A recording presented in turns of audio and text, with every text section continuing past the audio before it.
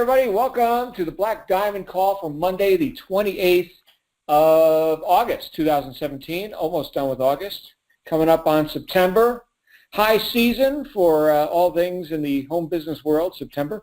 If you're new here, you didn't know that, we are getting ready for an avalanche, another avalanche of new members. And I especially want to welcome our new members who are joining us here today for the first time. I did have an opportunity to say hi to a couple of you right as we were getting started with the call. Very glad you're here. This is the Black Diamond Call, so this one's a little bit different than what you've experienced on the wake-up calls if you've been on those. Before we get into tonight, though, I want to give you a quick announcement and reminder, and that is that on October 14th and 15th, 2017, we are getting together in sunny Las Vegas, Nevada for our next Marketing Mastery event. This is a live event that happens only a couple times a year. It's a big, big deal. In fact, there's actually a topic surrounding that event, which I'm going to be discussing tonight. It's going to be, I think, enlightening for everyone. But the thing is about this event, this is an at cost or below cost event that Michael basically gives a gift a couple times a year and puts these on. So if you are new here and you don't know what that's about yet, go to digitalaltitude.co/MME, digitalaltitude.co/MME, and you'll get all the details about that. And grab early bird tickets. They are heavily discounted. And I can tell you guys that I've been to events costing $1,000 plus that do not pack the value that you're going to be getting at this two-day event in Las Vegas. So be there, and everyone in Digital Altitude is invited. And again, that is our Marketing Mastery event in October. So, one other thing I wanted to say about that, which I have failed to mention as I give our announcements each morning, and that is that if you are a recent RISE customer, like if you've recently purchased your RISE program, you go ahead, you get your ticket to Vegas, you get your Sherpa ticket. They're only $97 right now, and they're going to give you that $97 back when you show up in Vegas. So it's essentially free. Just get there. They want everybody there. We want you to be there. Get there, and they'll give you a $97 back. So great stuff. And if you're not a RISE member yet, my goodness, get yourself a RISE program. It is priceless what you can do with it. And that is going to segue into our topic for tonight. Before I get into that, I do need to give you my disclaimers, and that is that everything we talk about on the Black Diamond Call is designed for use. Yes, these are ideas that you are to put to use in your business and in your life. This is not just for entertainment value, as entertaining as I like to think I am, but please find ways to use these ideas as you see them workable in your own life and in your own experience. And take what you like and leave the rest, just like any good buffet. And if I say anything that offends you, you'll get over it. That's just how we roll. Let me introduce my guest speaker for tonight real quick. He's a guy who you know and love and you've heard a lot from, John Lavenia. Woo, yay. Hey, thanks, John. Glad to be here. You know what? That joke never gets old. Yes, I am my own guest speaker here tonight. To the delight of many of you and to the chagrin of others. But we're going to have a conversation here tonight, you and I, about a thing called use value. Use value. Now, something you get to hear a lot in our industry is this idea of delivering value in the marketplace. And when you get into like video marketing or email follow-ups and such, you will hear people quite often telling you that you can't just pitch, and here's my business, here's my link, here's my stuff, buy my stuff, buy my stuff, buy my stuff, buy my stuff. Like, you can't do that.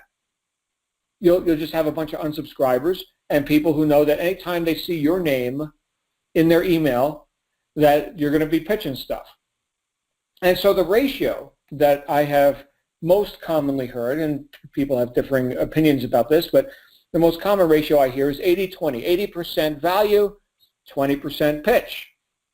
So here's my new video, here's my new blog article, check it out, let me know what you think, send me your comments, click to like and subscribe, and share it with your friends, and here's the free, free ebook, and value. This is value to people who are subscribers to your list, because we're all in the list building business here. Okay, the whole idea of sales is not just an event that happens. Like, I want you to consider some differences between what we do and what a company like, let's say, Amazon does. Okay, so Amazon's a catalog, and you show up on Amazon because you want to buy, I don't know, somebody type in the chat roll something you would buy on Amazon.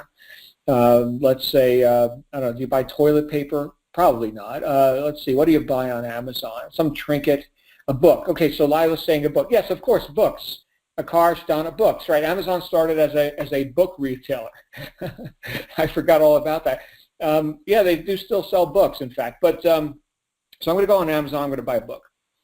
And I already know what book I want. I'm going to buy The Science of Getting Rich by Wallace D. Wattles, which people have republished. It's out of copyright now.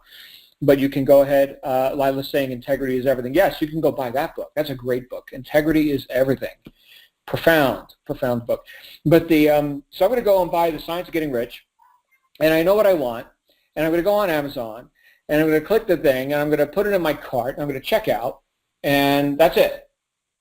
So that was an event that just happened. The event was me showing up on a site that sells books, buying the one that I went there to buy, and having it delivered to my house. Great. That's not what we do. Not what we do. What we do is something quite different. In our world, sales is a process. It's not just an event like that. We're not catalog selling here. People haven't already made up their minds as to what they want. And in fact, quite often, they don't know what they want. I'm saying that with a quiet voice. It's like a secret. A lot of times, people don't know what they want. And we have to get in communication with them to help them clarify an answer to such a simple yet profound question. What do you want? Now, if we could all just answer that question, the whole sales process might be shorter, okay? But it is a process. It is not an event.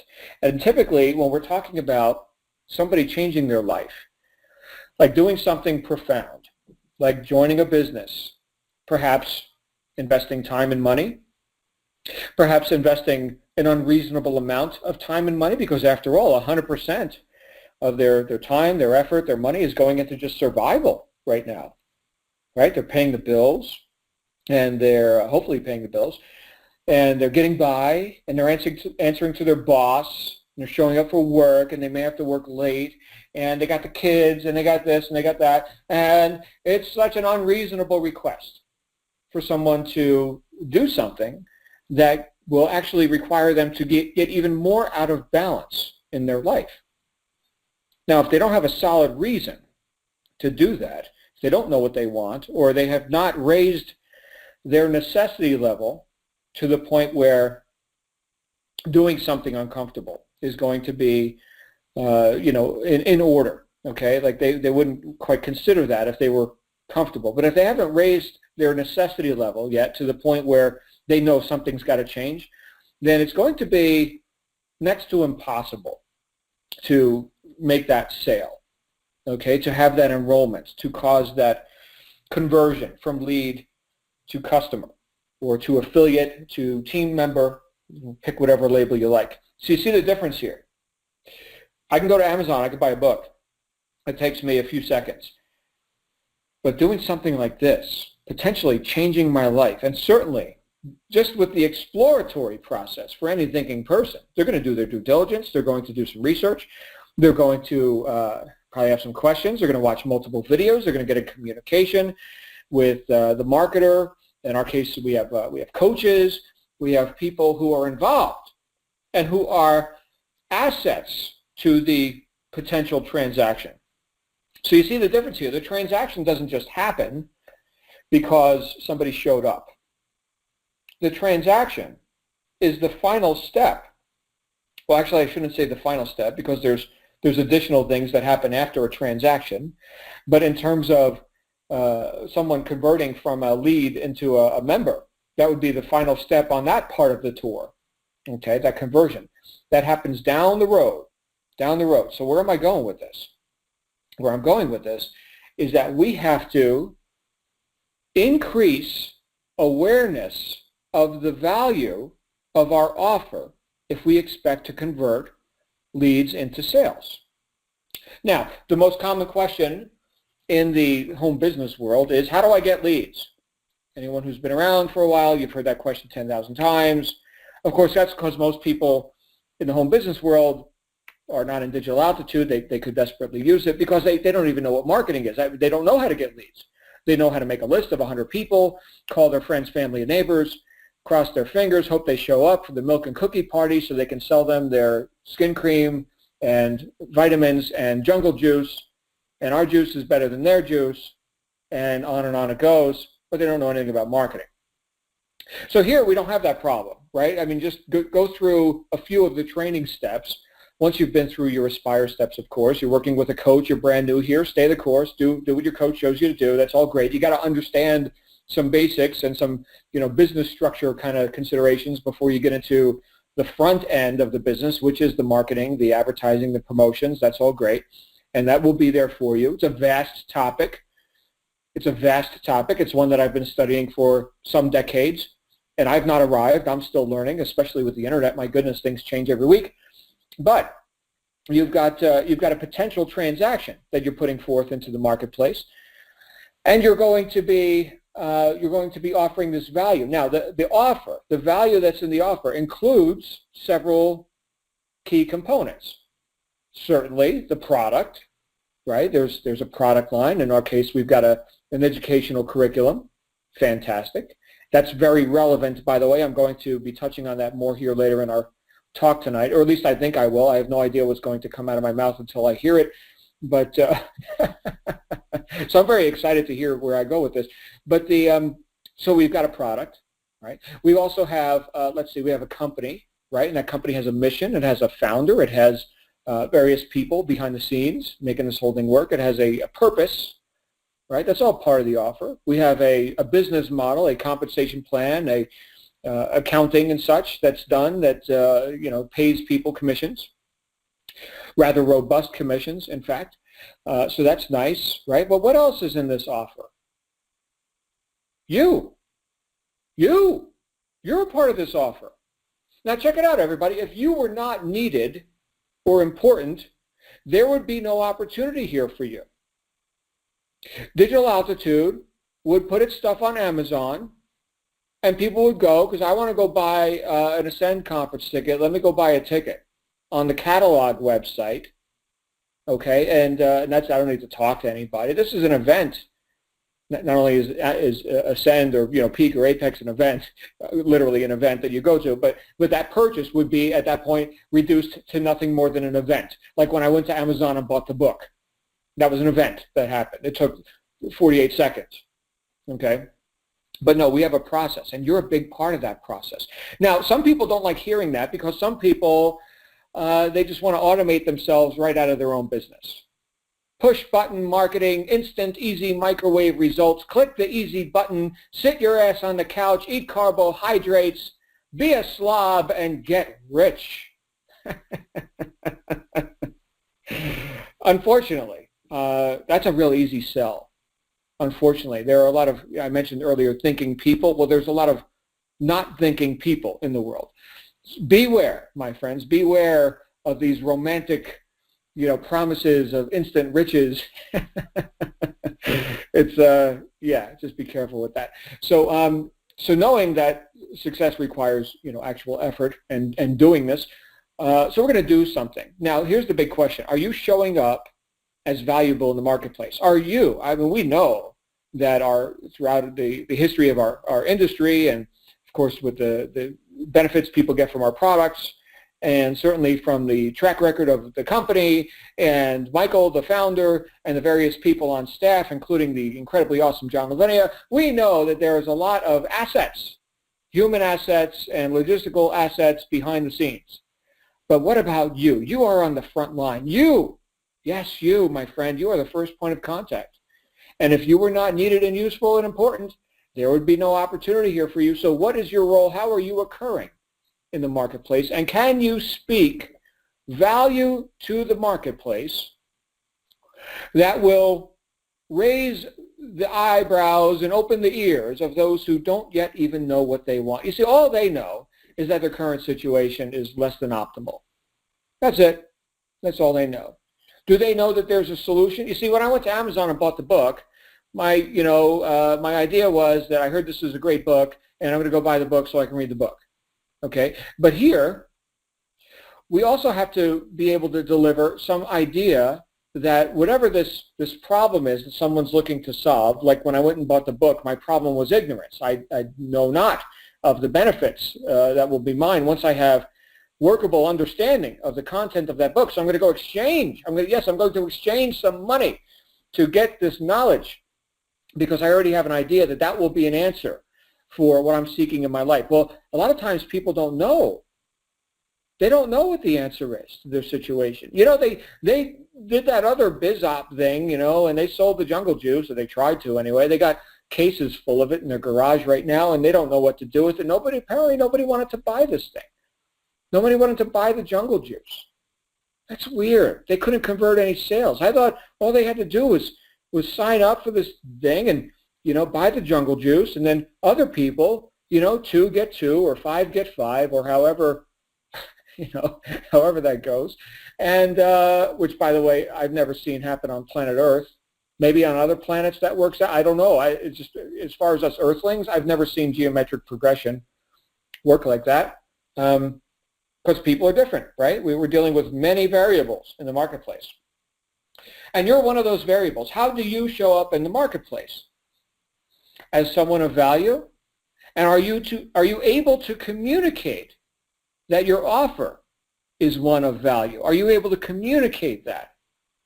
Are you able to make that other person, the person you're marketing to, and hopefully it's more than one person, but are you able to make people who are at least open-minded aware of the value that exists here in your offer, which includes you? Are you able to do that?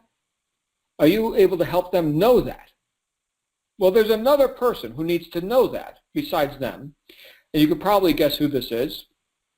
It's you. Now, you see, if you don't know the value of your offer, which includes you, how are you going to communicate or transfer that knowingness to another person? Well, there is the old saying, fake it till you make it, which, again, I've never seen work. Actually, I have seen some sociopaths pull that off. Yes, there are people who can, with a straight face, fake it for what it's worth, and it's usually not worth much or for very long. Right? There's such a thing as staying power and, you know, trust and credibility in the marketplace, and not having to you know, change your name every time you start a new business deal. So I don't know too much about fake it till you make it. Frankly, I don't know, maybe I've got loose filters, but I just have to be me. I have to be real. And if, you know, the truth isn't good enough, I'll go sell something else. I don't need to embellish the truth, especially about who I am, right, or about what our offer is. Right? You don't like this, well, go buy something else. You don't like that book, go buy another book. You don't want to do our kind of business, you can do whatever you want.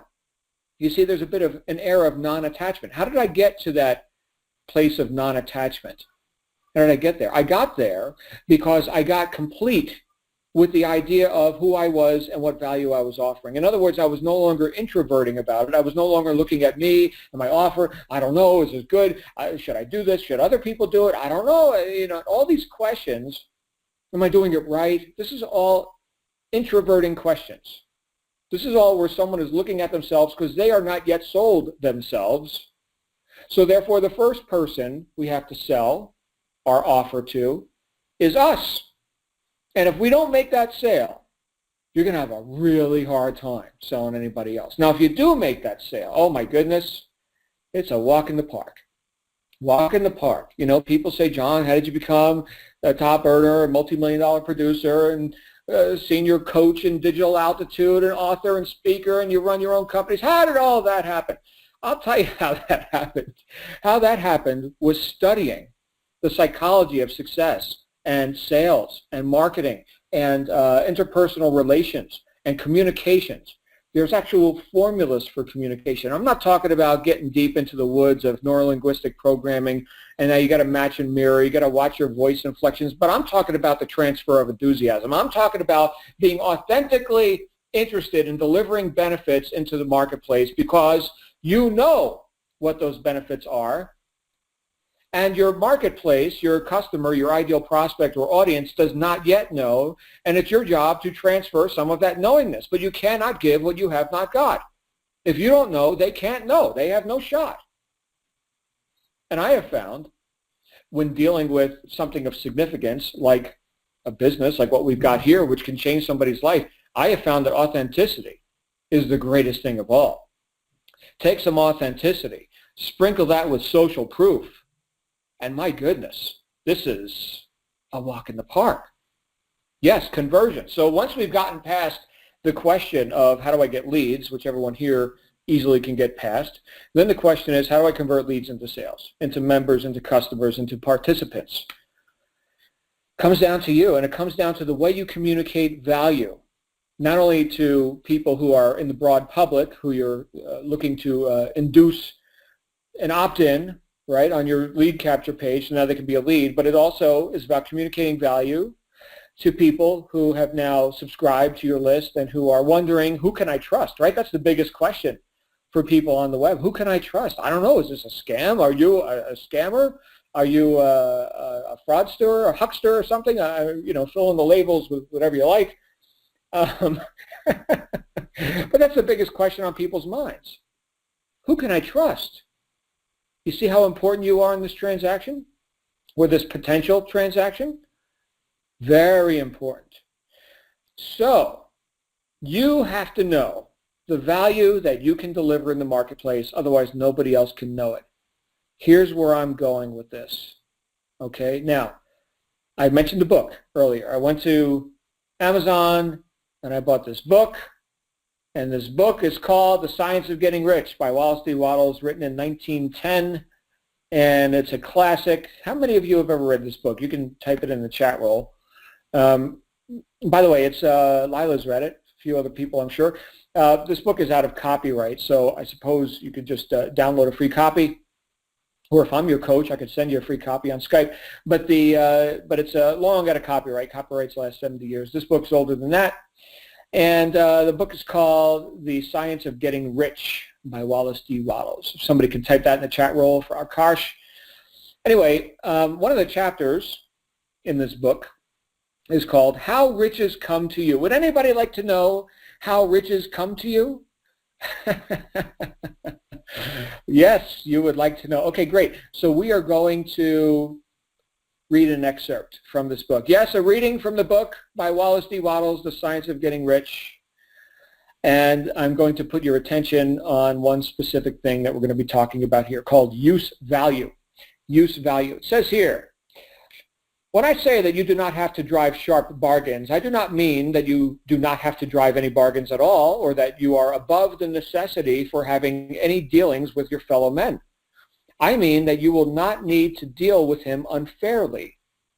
You do not have to get something for nothing, but can give to every man more than you take from him. You cannot give every man more in cash market value than you take from him, but you can give him more in use value than the cash value of the thing you take from him.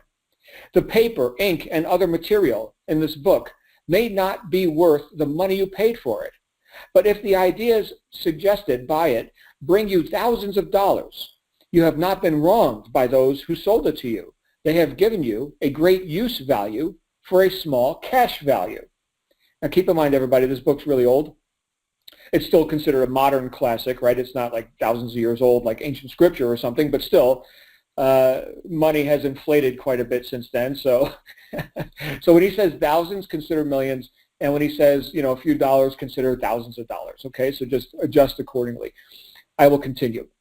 Let us suppose that I own a picture by one of the great artists, which in any civilized community is worth thousands of dollars.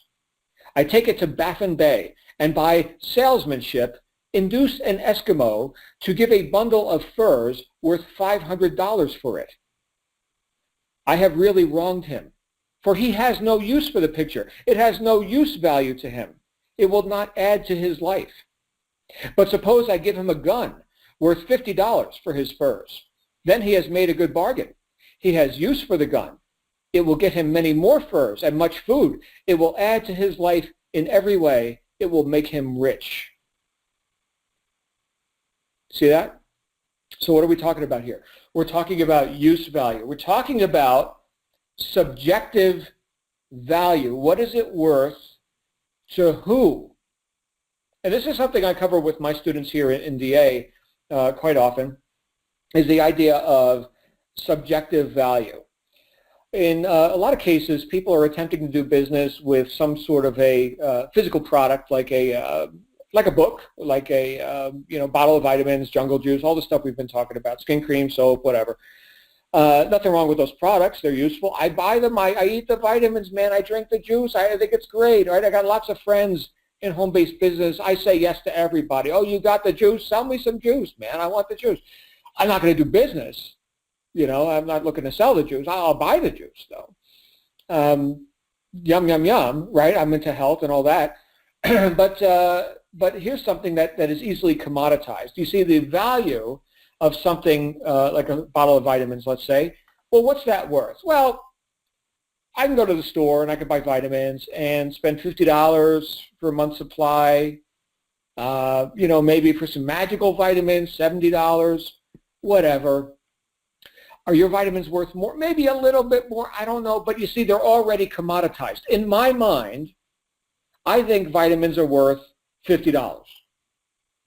And you might be able to get a little bit more. But unless they're magical vitamins, probably I'm not going to stick with the automatic enrollment of that, the auto ship, the monthly purchases. I'm probably not going to stick for too long if they cost much more than the vitamins that I could get for $50. You see that? They don't have a substantially higher use value to me than the ones that I could get. You see, they're a commodity. It's got an objective value, objective. Whereas what we deal with here are, first of all, intangible products, right? Let's say, for example, our Rise Home Study course. So we've got our Rise Home Study course, and that is a digitally delivered online learning system, and there's nothing for you to touch, right? You can't touch the Rise Home Study course. There's no product being packaged and shipped, right? Which is wonderful, by the way, for all of us marketers, because now there's just that much more money that's not going out to putting the stuff in the box and mailing it to the people and printing the materials, the CDs, the DVDs, all that stuff. It's all digitally delivered. Hooray! And it's instantly delivered. How nice is that? Pretty great. So now there's more money in it for you. Very good. As a marketer, very nice. Okay, so intangible, that's one thing. And then subjective, which is exactly what Wallace Wattles is talking about here in this book. What is that painting worth? Well, in the city, with all the the aristocrats, yeah, that painting's worth thousands of dollars. By today's standards, let's say $1 million for a painting. Maybe it's a Jackson Pollock. Anybody ever seen a Jackson Pollock painting? I don't get it. People pay millions of dollars for these things, and it's just like flicking paint onto a canvas. I don't know what is that. I could do. My daughter could do that. Anyway, I'm blaspheming Jackson Pollock right now, but for those of you who like that sort of thing, have at it. But people pay millions of dollars for that kind of stuff. Subjective value. And I suppose there's a way to tell the difference between something my 6-year-old daughter did and something Jackson Pollock did. Maybe I don't have a keen enough eye. See, subjectively, to me, that's not worth, like if I really had a craving for a Jackson Pollock painting, I would get my daughter in here and I'd get paints and we'd have a blast and then I'd hang it on the wall and we'd be done. But I'd save $1 million. But you see the subjective value of that. Not worth anything to the Eskimo. What's he going to do? Hang it in his igloo and sit there and be cold and look at the painting? No, he would have taken the Eskimo by making that trade, right? Here's a painting worth thousands of dollars, and he would have traded the Eskimo for $500 worth of furs, was the number he gave in the book, and he would have. You think, wow, why would he give away $1 million painting for such little money? Actually, he ripped the Eskimo off. That's what he would have done had he done that. There's no use value there. But he says if I trade him the gun worth $50, again, we're going back in time here a little bit, and he took $500 in furs in trade. That was actually a fair trade. That was a good deal. The Eskimo now can go and hunt and can do it much more efficiently than with the spear or whatever they're doing up there. And again, we're going back 100 years. And so this is some modern technology, and he could feed his family and get many more animal furs, more than $500 worth, much more, right? Assuming he has ammo. I don't know if the ammo comes with a gun, but anyway, that's the trade, right? So high use value, high subjective value, whereas the painting had low subjective value. You see how this works? So we have to know what that value is. That's the point that I'm looking to make here with everyone tonight, is that if you are vague about the value of your offer, you will not communicate effectively to those who currently don't know what they want or that this is a solution for the problems in their life. This is it. This is the most direct and expedient route to them getting what they want, which I can tell you in a general sense is to have increase and transformation in their immediate financial future. Yes, to have the time freedom, the money freedom, to regain some cause in their life, some control, and that comes through opportunity. That comes through this opportunity. What are all the good things about this opportunity? And you must include yourself in that list of benefits. If you are missing from that list, you've missed the biggest part. Because look, people can go anywhere. They can sign up. They can do all kinds of different things, right? They can go join this company, that company, whatever they want to do, right? It's free market. Do whatever you want. But they can't do it anywhere else with John Lavenia or with you, right? There's some exclusivity there. Right there. Right there. We just added ourselves to the offer as an exclusive benefit. You can't get that anywhere else. There is no competition for you if you're an asset. Yes. Now, if you're a liability, which I can tell you, and I'm just going to, again, if I say anything that offends you, you'll get over it. A lot of people are liabilities. Oh, I'm going to do Facebook marketing. And they get on Facebook and they're in these forums, these groups, and they're bitching and griping about this and that, their sponsor, their problems, they're broke, they haven't made any money yet. I don't know why people aren't getting started with me. I can tell you why. Who would want to buy that? Look, people can stay stressed out and broke just in their job. They don't need you for that.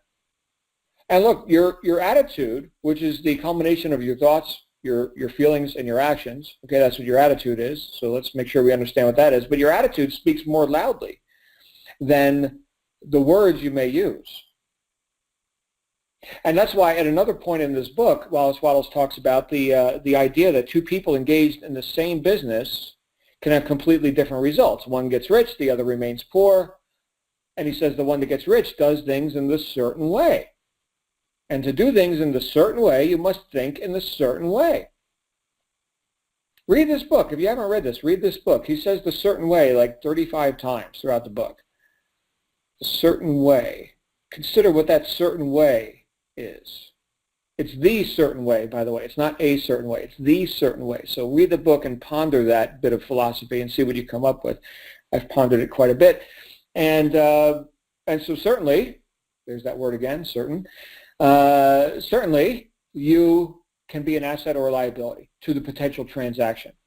There's no way for you to be an asset if you don't know you're an asset. There's no way for you to show up as valuable in the marketplace if you don't know that you're valuable. If this guy went to Baffin Bay and said to the Eskimo, hey, I like those animal furs over there. I got this device right here. It's called a gun. It does stuff, it dispenses bullets at a high rate of speed towards your target. I don't know if you'd have any use for it. Actually, this one's kind of old. Maybe you want to trade for me. I don't know. I mean, it could be. Have you ever seen something like this? No, you haven't. You've never seen one of these things before? You probably wouldn't be interested. How's that sound? How's that for salesmanship? That's not very certain, right? He knows not the benefits that could be in the possession of that Eskimo if he but made that trade. But if he knows the benefits, if he knows the use value of this thing, now with power and with decisiveness and with resolve, he can induce a transaction. See the difference? That's how important you are. Right there, right there. And some of you may say, oh, but we have coaches. Yes, we have coaches. But the sales process, remember, it's not an event, it's a process. The sales process starts the moment you place an ad, the moment you write an email, the moment you impinge on someone's space out in the public. Word number one, that's when the sales process starts.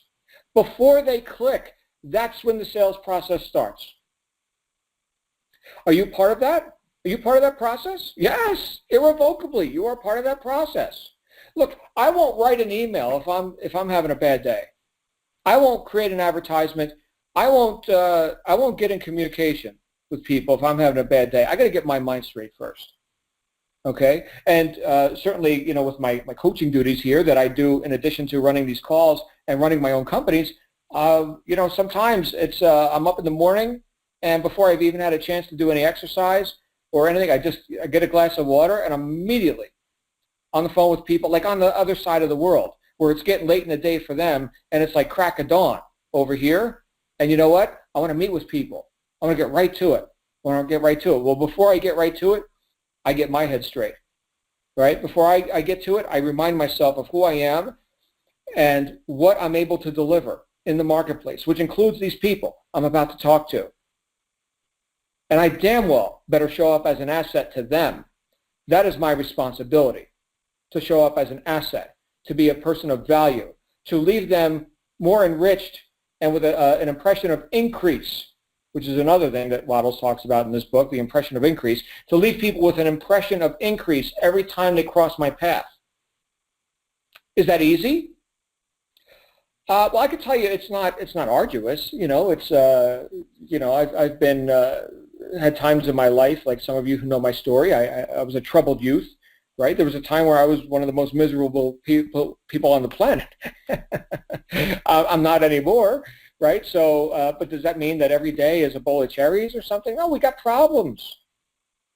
And that's one of the things we do as humans, right, is we get to solve problems. That's great, right? Life would be pretty boring if it were not for some problems to solve. But, yeah, we got lots of opportunities here, which we can call problems, challenges, whatever. Okay, that's fine. I had a staff meeting today with my company. We got problems to deal with, and we're dealing with them, right? And everybody's on post, and everybody knows what they got to do. And if they don't, we have discussions about it, and we get problems solved. It's not always happy-go-lucky. Okay, but hey, right? The more you do this, the more you tackle the day, like Cassandra was talking about this morning on the wake-up call. By the way, what a great wake-up call. Every Monday, my goodness, we launch every week with a rocket ship ride from Cassandra. So thank you, my friend, for all you do. But just think about what she was talking about today. If you heard it, if not, catch it on the podcast. The idea of doing 10 times, like my friend Grant Cardone talks about, 10 times what you think it'll take to get the job done. Great, do 10 times that, right? Urgency, definiteness of purpose, action, yes, this is what we do. And so the more we do that, the more we will see the so-called problems, these mountains, turn into molehills. And so relatively speaking, yeah, I can handle problems today that other people might take them out. So is it easy? I'll say it's easier. It's easier, relatively speaking, because, time has gone on, and my goodness, I've been studying how the mind works for 30 years, so I suppose I gained some traction here. My life's working okay, but think about that. Think about that. The person, the uninitiated, the person who right now is wondering if there even is a solution to their problems, and they don't know exactly what they want, but they know it's not what they got right now, and they don't know who's going to be able to show it to them, and it damn well better be you. And that's how important you are in the transaction before they ever even find out what a coach is or that DA exists or any of that. That's how important you are. You're the front line. And that's why you make the most money. Right, so as affiliates, you make the lion's share of the money. That's just good stuff right there. I mean, look, you can get into any sort of a business, and 80% of making it work is going to be marketing. If you don't got marketing, you got nothing. You got no company. You may have an idea. You may have a product that sits on a shelf. You may have a concept. You may have some wishful thinking, but without marketing, you're going nowhere. So think about that. Yes, you get to be the first asset that people confront. So you damn well better show up as an asset. Because I'm going to. That's right. I'm going to, and I will speak for every coach and person behind the scenes here at DA. We got to be on top of our game. This is not for the dilettante, okay? There are millions and millions of dollars on the table here. This is big business. I know nobody spent millions to get into this business, and in the real world, people are putting down $500,000, $1 million plus to start franchises where they're not even going to break even for 2 years, and they're going to go home every day smelling like pickles and onions, and that's like normal and acceptable and okay, and sell me that deal. Okay, if that's what they know, right? If that's their solution, I think we know better. I can tell you that in my experience, we definitely know better. We definitely know better. Now, you like flipping hamburgers? Go flip the hamburgers, man. Do whatever you want. I'm just telling you, we've got the most direct and expedient and profitable route to giving people what they want, even when they don't know what they want yet specifically. But you show up as an example. You show up as an example, and you induce some faith, some hope in another. That's the on-ramp right there. Give them some hope. Give them an impression of increase having met you. And you do that with every word that comes out of your mouth or that you type into Facebook or whatever your favorite platform is, or before you even place the banner ad. That energy is going into that ad. Yes, this is energy. That's what talks louder than the words. Not to get too metaphysical here on you, but just consider that. Consider what we talked about here tonight. Consider the use value, the subjective value of your offer, and how you fit into that, and how you augment that or diminish that by your presence. You're either an asset or you're a liability. You need to show up as an asset, and you need to know why you're an asset. And when you know the value, you know the benefit of the offer, which includes you, then you can communicate it with power into the marketplace. Not introverting, not wondering if you're doing it right, not hoping to get a sale, but knowing that you've got value. And now you go into the marketplace not trying to get, but trying to give. Looking to deliver value, looking to deliver benefits to people who know not that they even exist yet. This is a powerful thing to do. You go in a spirit of gratitude and in a spirit of service, and then you're able to give of yourself. And my goodness, that air of non-attachment that you'll be able to exude is so attractive to people who are just looking for someone who knows where they're going. Like if you know where you're going, you're not attached and concerned and anxious about it. You know where you're going. That's it right there. That's the message. And when you can do that, and you can do it greater and greater, the more momentum you build in your business, the more attractive you will be, irresistibly attractive to your ideal prospect. And, by the way, the more repulsive you'll be to people who will waste your time, kick tires, and couldn't make a decision if their life depended on it, and they're going to probably just have to keep their job, if they even have a job, and not get fired from their job, and continue living a life of concession and possibly die broke, unless at some point they wake up and smell the coffee, okay? And that may be when they come across you again 5 years from now. You know, I've had people who have been on my list, like email marketing lists, for years before they ever bought anything. And then one day, they got an email. They hit me on Skype. They called me. They responded via email. They did something and said, you know what?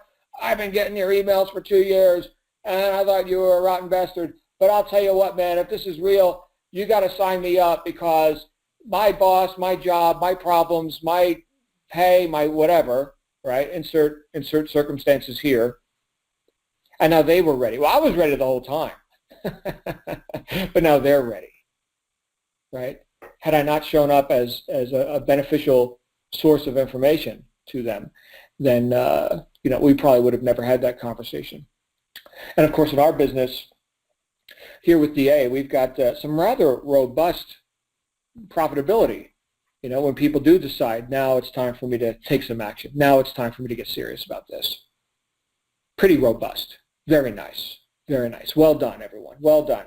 Michael and everyone behind the scenes who makes this happen. And well done to you as you do your job, you man your post, and you deliver value in the marketplace, starting with knowing what that value is unequivocally. That's what your job is. Know what your value is, and then put it out there. And that's all I got to say tonight. I thought I was going to talk for 20 minutes. It's been 45. Let's go ahead and open it up for questions and comments. Hold on, here we go. Okay, so the lines are open. If you would like to come out here and have a little commentary time with me, you may have a question, you may not, I don't know, whatever you want to do, you can raise your hand. We got a few minutes left before my next appointment, and then we're going to take a few callers. I just saw a hand go up, and it went right back down, and I'm seeing a lot of chats here in the chat roll. Thank you all. A lot of praise. Thank you. More praise, everyone. More praise, please. But if you would like to come out here live on the call, feel free to raise your hand. If you're on a phone or Skype, then you can click *6. *6 will unmute your line, or it will raise your hand so that I can unmute it for you. And it looks like we do have our first caller in the queue, and here we go. Jose, you're live on the air. Hello, Jose. Are you there? You may be double muted. Jose, check your microphone. Jose, you're live on the air. I see Jose, but I do not hear Jose. Jose, one more try. Jose? Okay, not sure what's going on with Jose. Jose, figure out your tech, and then you can come back on. I just had another hand raised, and it went right back down. Who else would like to come out here on the call? Questions or comments? Now is the time. And who else would like to raise your hand? Go ahead. Who's next? Okay, I'm not seeing anybody here, so we are going to just wrap up. Thank you all for your comments in the chat roll. I really appreciate you guys. And if you are listening to this on the podcast, feel free to share it with your team members, spread it far and wide. Let me thank our guest speaker for tonight, John Lavenia. Thank you. Oh, man, you're so brilliant. Oh, yeah. Oh, no problem. I'm quite happy to be here with you all tonight. Guys, I'll see you tomorrow morning on the wake-up call. Make it a great night. You absolutely deserve it. Bye for now.